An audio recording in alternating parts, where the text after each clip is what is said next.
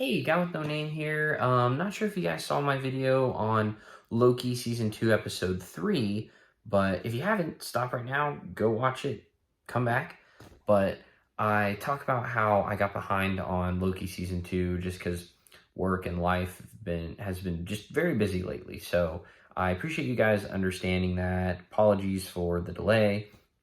These are my thoughts on episode 4. My thoughts on episode 5 will be coming very soon, and then once episode 6 is released, I'll be talking about that and the season as a whole, so looking forward to that. But as far as episode 4 goes, so I went into this episode with pretty high expectations. I'm the guy with no name, but for reviewers who have a big name, they got to see episodes 1 through 4 early, and one of the most consistent things I saw from just about everyone was how episode 4 was a pretty big episode, and they liked it a lot, and they couldn't believe they had to wait, you know, I don't know, how many, like 6 weeks or something to finally see episode 5, to wait for episodes 1 through 4 to be released and then get to 5. But, to them I say, boo-hoo, first world problems. No, but, so yeah, I went in with high expectations. Now, were the expectations met?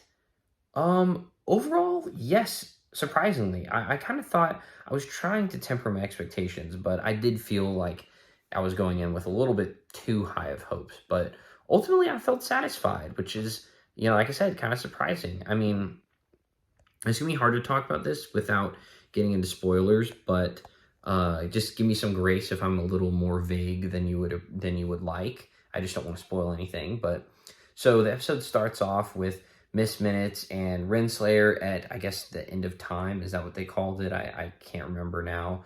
But they talk about a secret that was hinted at in episode 3, which is pretty interesting. I won't get into it here because it's kind of a big spoiler, I guess you could say. And then we also spend most of the episode with Loki, Mobius, Ouroboros, timely, and I gotta say, so my biggest thing that I liked about this episode was the relationship between Loki and Mobius, which always is great. It's the lifeblood of the show, in my opinion. And also, though, Timely and Ouroboros, they had a really funny relationship. I mean, it was funny seeing them, fanboy over each other, and I don't really like the term bromance, but I suppose it definitely applies here. But so that every time they interacted, I found myself smiling, I guess, and laughing at it a lot. So, man, Sylvie, though, I gotta say, she's a very annoying character. She is just very unlikable, very selfish. Always thinking everyone else did something and nothing to apologize for. But then again, I guess you can say, well, she's a variant of Loki, so what do you expect? So, okay, fair enough. I thought about that because at first, like, man, Sylvie's just like, what an unlikable person. And I'm like, well, maybe she's supposed to be unlikable. She's supposed to be kind of more like Loki before he basically had a change of heart. But there's some, I don't want to see, okay, so, like, I've talked about this before, my pet peeve about non-spoiler reviews on the way certain people do them is, if a movie has a twist ending, just talk about that it has a twist ending, but don't say what it is. And to me, saying it has a twist ending is a spoiler in of itself, because you're expecting it to have a twist.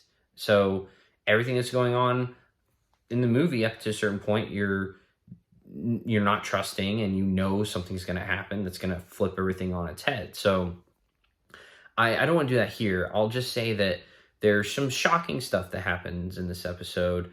There's definitely probably one of the more, it's got to be in at least the top 10 most brutal moments in the MCU as a whole that happens in this episode. But I also will say where we're left off, I'm not really sure what's going to happen in the next 2 episodes.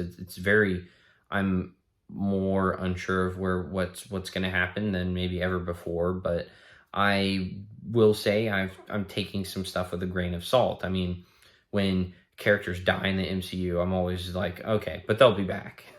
I mean, fool me once, shame on you. Fool me 10 times, shame on me. So when a character dies, I expect that. When something catastrophic happens, I expect it to be undone, and fairly quickly too. I mean, I appreciate that the blip and how in-game didn't, it's like the first 5 minutes they figured out how to undo it, and there were consequences for undoing the blip. So I appreciate how they did it, but you got to admit, at the end of the day, it's like, well, dang, that was such a big moment at the end of Infinity War, and it turned. I mean, of course, we knew those characters weren't going to stay dead, and so I kind of feel.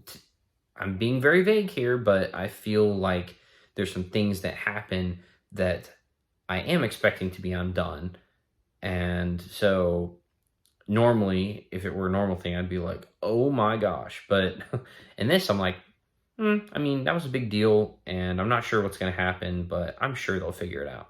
We'll see. I mean, we'll see.